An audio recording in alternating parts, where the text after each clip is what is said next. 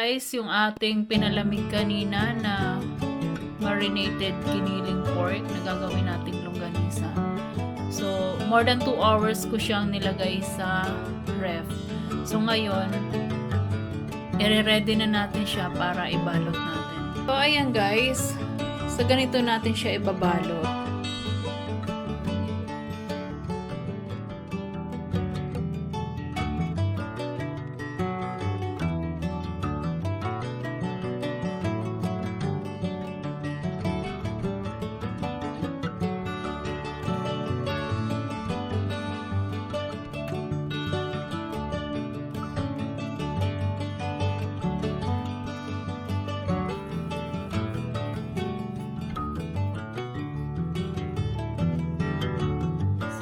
Guys, ang ating longganisa, nakabalot na siya.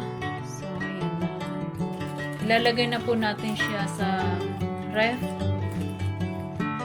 Ito na po yung ating frozen longganisa na nilagay ko po for almost 1 day sa freezer.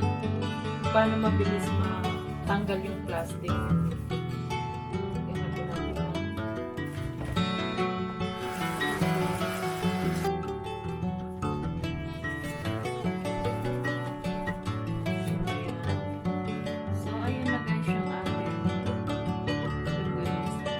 Ready na natin siya for frying.